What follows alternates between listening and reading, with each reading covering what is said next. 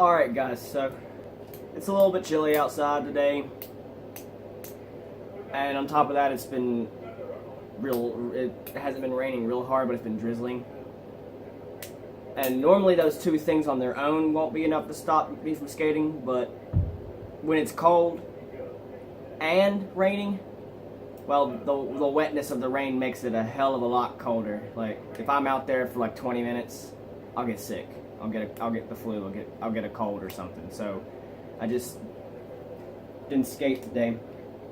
Besides, I felt like I needed to show you guys this other board. But, you know, show me putting the trucks on and stuff. Here's my old board. You know.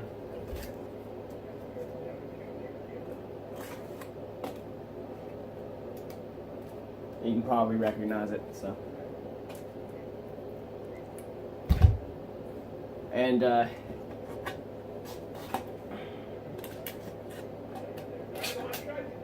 can't get a grip. It is a 7.5. I don't know if y'all can really see that, but believe me, it is a 7.5, which is really small. Because my favorite board that I've ever had, this one right here, is a 7.75. So, and I can tell by looking at this board here. Yeah, I just had them sitting there.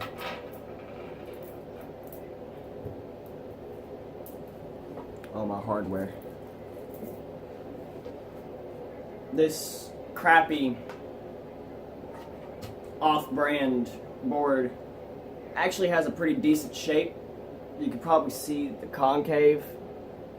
It's actually not bad for an off-brand board. Like this, I can see this board lasting me for until the end of December at least. So, and it is an odd width of 7.875 inches. So it's almost 8 inches wide. I don't like 8-inch wide boards. My feet are only a size 9. So I think that 7.75s are the perfect size for me personally. That might be why this board here has always been my favorite board I've ever skated. Might be because it's an Alien Workshop, and for a long time Alien Workshop was my favorite brand. But yeah, I figured I would go ahead and, you know, take you guys through the process of, you know, mounting the trucks off of this old board here onto the new one. And there's some stuff I want to take off of these trucks, which were the ones that were on this one. These are Speed Demon trucks, which you can probably tell is the same name brand as the board. Speed Demons. I know it's probably difficult as fuck to see.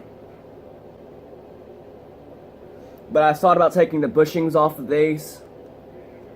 But like sitting here squeezing the bushings with my nails and stuff, I realized that these bushings are probably hard bushings, and these are medium hard bushings, so. And I like the softer bushings because I like being able to turn more. I like a looser feel without having to actually loosen the kingpin of my truck. And I don't know if you can notice on these, the Phantom 2s, I've had these Phantom 2s ever since I had this board. Like, if you go back and watch the videos of me skating this board, same trucks, same wheels, same bearings. That's how long this stuff has lasted me. As a matter of fact, I even have the same hardware. This hardware is actually not the same hardware. Right here. That's actually the hardware that came with these, but the old hardware is right up here. The old hardware. I decided to stop using it because some of the screws are rusting and stripping, so That's why I decided to use the newer hardware that came with this. And as you can obviously tell, it's already gripped. I don't know what this is. Jesse got it from his brother, who used to skate a long time ago but hasn't skated in years. He bought it for me for like 15 bucks with the trucks and everything, so we're going to get our 15 bucks worth out of this board. But yeah, they even have they even have riser pads on them. I just ripped that riser pad. But as you can see, the trucks even have riser pads on them. I'm not going to peel that off all the way. But they both got, I'd say, about 1/8 of an inch riser pads. But where they've been on for so long, they've gotten really smushed. They barely even exist anymore. I need some new riser pads. I like the riser pads because I feel they absorb some shock. But this is my mother's tool bag. Since I don't have my own tools, I have to use hers. I come out of here, and then right here. So this will be both of what we need. Phillips head, and then a wrench. And, oh yeah, one last thing about these trucks. It's going to be really difficult to see, but this little metal piece right here at the bottom that separates it is bent from just a long time of having them. All the pressure that's been put on them over the years. So what I'm going to do is I'm going to take this metal piece off right here. It's the same metal piece as it's on here, except this one is not bent. And I'm going to replace the bent ones with the non-bent ones from these. But we're going to keep the old bushings, even though these old bushings do need replaced. They're not bad yet. They're not broken yet. They're not cracked or anything.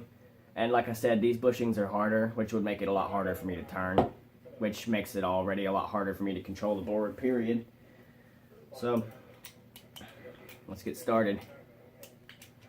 This may take a little while to do because I don't have power tools for this type of stuff. At least not here. There's power tools up at the tattoo shop, but they're not. This isn't the tattoo shop. This is my house, so gotta make do with what you got. I'm also going to use these instead of the ones that are on this, just because these still have the tread inside of them.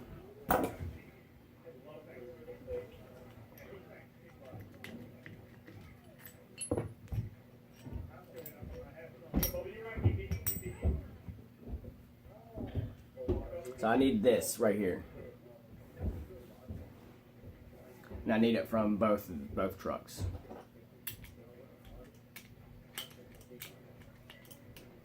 You guys may be able to hear in the background, I'm watching some of Harblu's YouTube videos.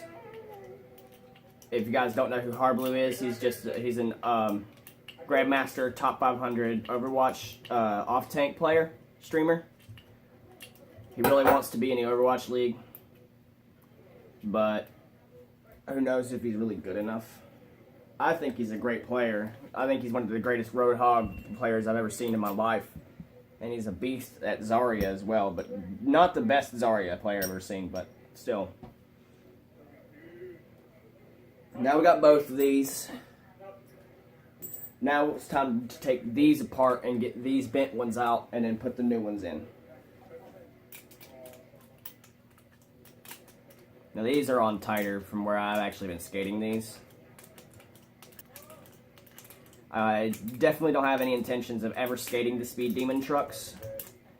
I don't know what it is about them, but just holding them in my hand, I can tell that they're cheaply made. Like, just the way they feel. I don't know if you guys have ever, like, experienced that with any type of metals or hardware, but, like, you can just know it's cheap by the way it feels holding in your hand.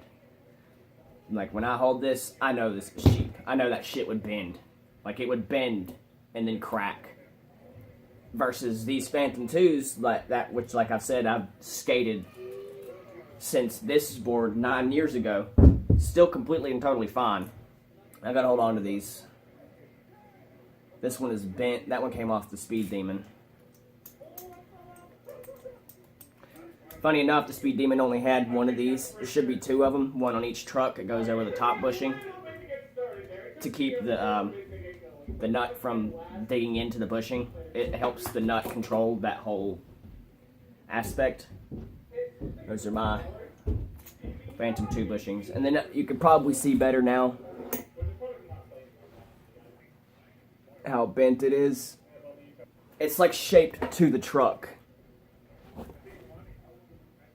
See that? It's like shaped to the truck. And then compared next to this one, see what I mean? So these are, I'm just going to put them on the Speed Demons. I would otherwise throw them out, but who knows, maybe one day I might need them. I might need these trucks. I don't ever think I will. I'm definitely planning on getting some independent hollow 129mm width, which, if y'all don't know anything about truck width, I mean, it's obviously a measurable thing, and if you don't know how to measure it, you measure it like this. From this part right here to this part right here. And this truck is the Speed Demon truck, and it is upside down. That bottom number right down there, that's my centimeters. Each one of those lines, each one of those numbers is 10 millimeters. So you see how it's at almost at 130 millimeters? It's like 129 millimeters, which is exactly what it should be. If you're skating a board from 7.5 up to 8 inches, you always want to go with 129 millimeters. You don't ever want to consider bumping up in size until you're skating bigger than 8 inches in width. Because you really want the width of your trucks to match the width of your board. See how this isn't wider than the board? It isn't. It is technically not as wide as the board, like the board is wider than it, but you never, and that's okay. But you never want the trucks to be wider than your board. That's just not okay. I don't necessarily imagine anything super crazy would happen, but just for the sake of more control over your board, I think it's better to just stick by those rules. Now, obviously, when you're talking about 149 millimeters, you're talking about very wide boards that realistically is going to be skated by a very, very small amount of the skater population. Like, it's very rare that you see anybody with a 9-inch board in width. You might see somebody skate an 8.25 or even an 8.5. But, like, when you start seeing 9-inch wide, 10-inch wide boards, like, those are some special people that need, like, special decks to accommodate how big their fucking feet are and how tall they are, as well as how heavy they are. All of those things are factors in when you're determining how big of a board you want to skate. You can't just go up to your local place, pick up a 7.75 and you're 6'2", 210 pounds, and you have a size 11 shoe. Most likely that board is not going to work out for you. So again, as you can see, bent to shit. We're going to go ahead and drop it on here. I need this. And the other one I've actually misplaced as of right now. Uh-oh. Well, uh-oh. I actually have misplaced it. That's not okay. We need these. There's all three of them. Oh, I'm blind, guys. I had it setting like that.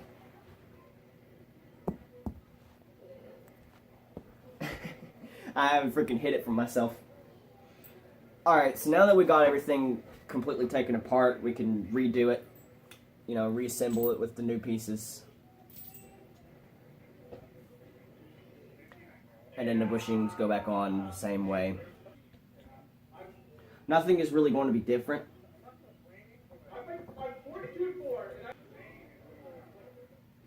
And then screw these on. We'll screw them on tighter here in a minute. Oh, forgot a crucial step. Forgot something very crucial. You see this? What's that look like it's missing? One of these. See how the big round metal pieces like this go at the bottom, but under the bottom bushing, and then these go over the top bushing. And the reason for that is to separate the bushings from being in contact with metal. At the bottom, the big ones are, and then the top ones, they're to separate the nut from digging into the bushing. As well as it allows the bushing to, it just allows this nut to have more control over the bushing. I know all you 7-year-olds out there just absolutely find it hilarious every time I say the word nut. The only reason for that is because you're 7 years old. God bless, I'm getting ahead of myself. Bushings go on.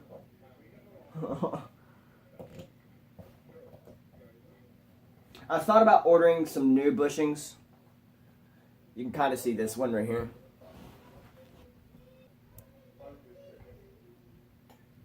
It is kind of falling apart.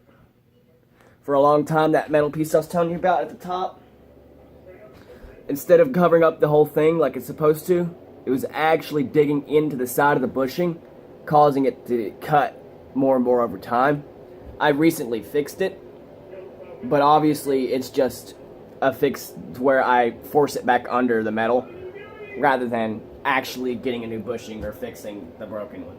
So, yes, technically this bushing does need replaced, but it's not really like a major concern yet because it still acts like a regular bushing, so long as you have everything on right and you have that extra you know, whatever you want to call it, that bushing flap where it's been cut. As long as you pin it back up under the metal, you're fine.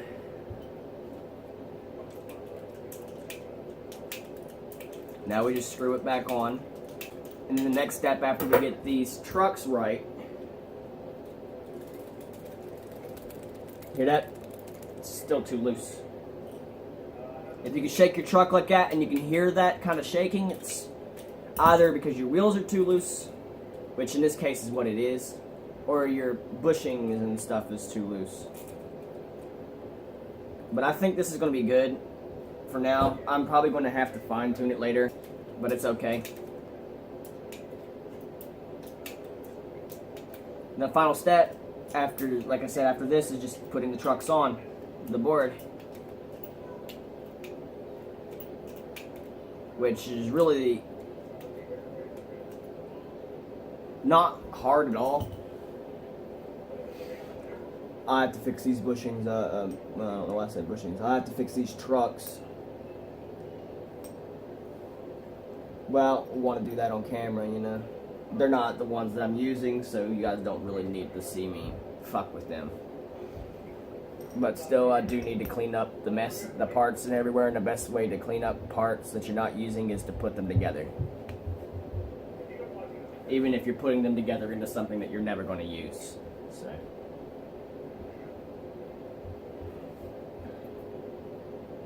Alright. Now we can put the trucks on, which is just,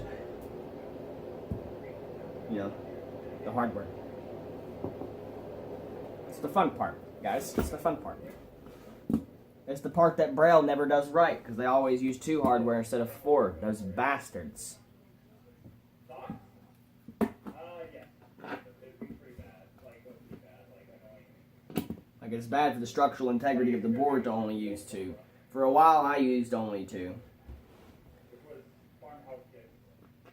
Part of that was because I just actually legitimately didn't own enough hardware. And then when one of my buddies quit skateboarding, like for good, he gave me his trucks, which were these Phantom 2s. And yeah, from there things kind of just,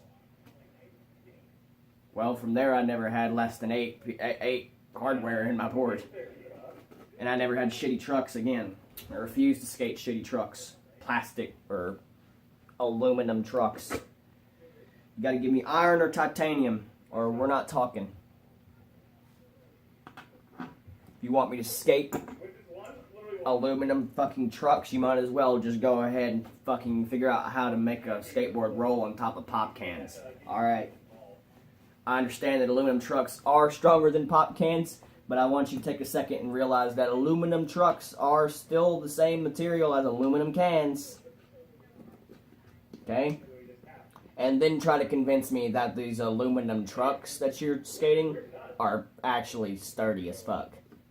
Because you're not going to. You're not going to convince me. And you can try. You can change. You can try. You can try and change your mind. I'm just telling you, giving you your forewarning right now. It's not going to happen.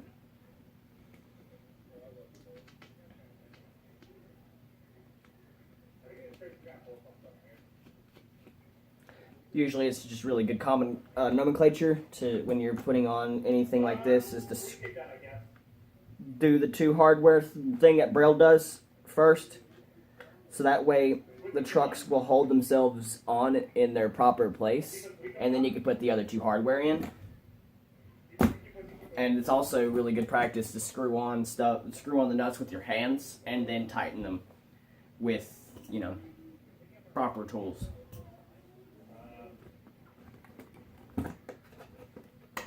There we go. Couldn't get that one to line up. Baited. Jabaited. Who else is excited for Dafran joining Team Atlanta in the Overwatch League? I'm very excited about it. I am very excited to see the Soldier 76 God on stage, you know, performing in a professional environment. Anyone who's been keeping up with it, obviously, you know, you probably realize that the situation with Dafran is a bit sticky, and we actually don't know right now if he's going to be on Atlanta, even though he was announced by Atlanta to be on their roster. We actually don't know yet if Dafran is going to be playing for Atlanta, or if he's going to do what he did in Overwatch Contender Season 0 and just quit halfway through. Like, literally just quit. I don't know what's up with Dafran. He's a great player, he's a great guy, he's funny. But, like, if I had to guess about what's going on right now with him and the whole, you know, him coming out and right after he got announced for Team Atlanta, he made a Twitter post the next day complaining about how he was going to uninstall Overwatch and never play it again. You know, and we're sitting there thinking, dude, you just got announced to play in the Overwatch League and you're telling us now that you don't want to play the game anymore, that you hate it? It felt childish. But if I had to guess, I don't think it has anything to do necessarily with Overwatch as it does with Blizzard and themselves. Dafran is a lot like XQC in the sense that Dafran is really popular in the Twitch streaming community, in the Overwatch, the Overwatch streaming community. He's a very, very popular person, but he's known for being a troll. He's known for being not necessarily toxic, but like I said, for being a troll. You know, making Smurf accounts to beat to do Torbjorn one trick all the way up to top 500. You know, stuff like that. Picking Doomfist when he doesn't even know how to play Doomfist, and then, you know, he's that kind of guy that always tries his best to win, but he always tries his best to win by trolling and not by, you know, sweating. He doesn't play and sweat. He plays and trolls, and then he hopes that his trolling pisses the enemy team off to the point where they can't even play with straight mind. A lot of times it works. But getting back onto the point of what I was talking about, I think the reason he made that Twitter post about being done with Overwatch doesn't actually have anything to do with the game itself. I think it has more to do with Blizzard and him joining the Overwatch League.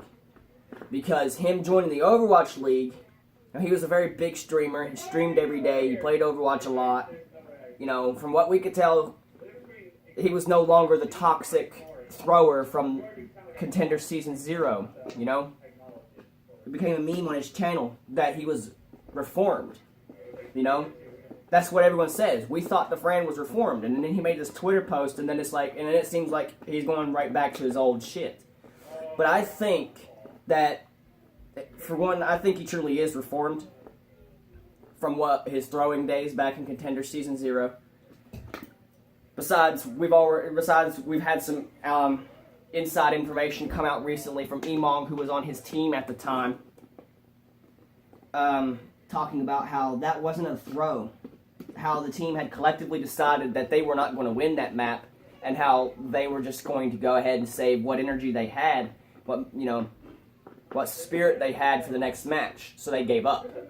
Dafran got all of the shit for it, what he did, despite him not being the only person in that match to throw at that moment. Quote unquote throw. If you can call it throwing after you learned the truth from Emong about how it wasn't really them throwing the match, that was them collectively deciding we can't win this one, so let's get ready for the next one.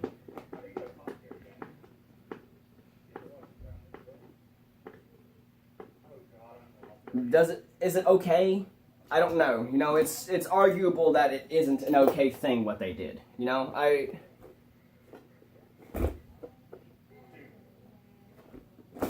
don't necessarily think what they did was an okay thing, right? Are you fucking kidding me? But I do think Dafran is reformed. I do think that he can do it. But what point I'm trying to get to that I keep going off on a tangent away from is, I think the reason he made that Twitter post was because they told him when he joined Atlanta that he'd have to quit streaming. That's what I think created that conflict. Because he made that post talking about how he was going to uninstall the game, how he hated it, how he thought he could be passionate about it again, but he just can't. And then the very next day, he made another post taking back what he said, saying that he had had a long day and that things were just really stressful for him, and then he announced that he would have to quit, that he was going to quit streaming. So I think that the timing of it is too perfect, and I think that the reason that he had that outburst was because he hoped in a way it would get him kicked off Atlanta, so that way he wouldn't lose his stream. They basically told him, alright Dafran, you could be this Overwatch League pro player that everyone in the world wants you to be, that you want to be, if you quit streaming. And Dafran sat there for a while and he was like, I don't want to quit streaming. Yeah, this feels really good. I might actually need to tighten these. But yeah, that's just what I think. I think that he didn't want to quit streaming at first. I think when they told him he had to quit streaming, it just really fucked with his head, and it really triggered him. And then it kind of, instead of aiming his hatred towards, his team Atlanta, his managers and shit, he aimed it towards the general, just towards Overwatch in general. Which I understand, because it kind of is Overwatch in general's fault. But at the same time, it's not really. It can't really be. It's like an impossibility that is true. It's not Dafran's fault. Dafran was making really good money from his stream. He was really popular. He got to pick his own hours, do what he wanted to do, and he still made fucking great money from it. Like, dude was making a living and a killing from his stream. I'm not saying that he was a fucking millionaire, but I'll tell you what, he was definitely able to pay all of his bills, stock his fridge and his cabinets, and still have money in his pocket left over to go out and do some shit. Buy some stuff. Treat himself, So the dude was making a decent living off his stream. Probably making more money off his stream than he's going to be making as an Overwatch League player, believe it or not. These players in the Overwatch League don't get paid much. Considering that they have to move out of their homes, or Europe, or Switzerland, or Norway, Finland, I mean, Taimu is Finnish. He's from Finland. He's all the way up here in North America. Why? Because he's on an Overwatch League team. They flew him out here, and he has to live in a group home with his team. Maybe this is a normal thing that always happens in other sports, but to me, that seems like a really stressful thing to have to adjust to. Coming from one country to another country, and not even being able to come to this other country on your own terms, but on the terms of a professional environment. You know, you have to come here as a professional. And then on top of that, the reason I think that the original tweet the Fran made was because they told him to quit his stream, is because look at what happened to XQC. XQC didn't quit streaming. He tried to be a streamer. He tried to keep his stream exactly the same as it's always been while being an Overwatch League player. And Blizzard snuffed him the fuck out of the Overwatch League like that. Like that, dude. 100,000 people watched the Overwatch League just to watch XQC. Just to watch XQC. And Blizzard did him wrong. They didn't like his stream. His stream was toxic. And this is a fact. His stream is toxic. He is a very toxic player on stream. He might be completely different in a professional environment. I mean, we might have all seen, you know, his personal view of, you know, some of the World Cup scrims. So he may not be toxic in a professional environment, but in a solo environment on his stream, it was very apparent that he was a very toxic person. And Blizzard didn't want to have a player like him representing the Overwatch League. It scares away sponsors. It scares away, you know, investors. It scares away the media. It scares away any good publicity that they might get towards the Overwatch League that could result in making more money out of it. You know, people don't want to fuck with it when the players aren't even professional, you know? It's supposed to... Oh, I'm loosening that one. It's supposed to be a professional environment. But if the players can't act professionally, a lot of people aren't going to treat it as a professional environment. And that's what Blizzard wants. So I don't blame Blizzard for their decisions that they've made towards XQC. I do blame Blizzard, though, for how it happened. I don't blame Blizzard for not wanting XQC in Overwatch League. I do, however, blame them for the way that they kicked them out. And like I said, the Fran's stream, Overwatch stream, is pretty similar to XQC's in the terms that it can get pretty toxic, trolly, soft throwing. I mean, he never hard throws, but soft throw. All these types of things. And Blizzard just doesn't want that to be, you know, they don't want that to reflect on the whole of the Overwatch League. Just because one of the Overwatch League professional players is doing it, they're afraid that it'll reflect badly on that person's entire team or the other team organizations in the league. So, as unfortunate as it is, I think that's why I think that's why Dafran got very mad and why he has to quit streaming. For one, he's already signed a year contract for this season. He can't, unless Atlanta decides to terminate his contract, there's nothing he can do to get out of it. It's a contract. And the only party that can terminate a contract is the party that created the contract. They're the only ones with the power to say, we are done. Dafran doesn't get to choose, hey, I'm done. You know, so I think that's the reason for the outburst that he had. But anyway, as you can see, we're all good, ready to go now. I got some, these are ABEC 7s, I think, that are in this. No, they're ABEC 5. I got some ABEC 3s, which ABEC doesn't determine really how fast the bearings are or anything like that. I don't actually even know what the ABEC rating is aside from, like, quality. Like, a higher ABEC is just a higher quality bearing. It's not necessarily a faster bearing. It's just higher production value. They spent more money on it, basically. Which generally is a good way to know if something is bad or not. It is to look at how much was invested into it. But those ABEC 3s, like you can see with these ABEC 5s, they're pretty old. Very loud and need to be greased. This one's waterlogged right here. But I mean, those ABEC 3s are really good and they're quiet, so I might try them out. But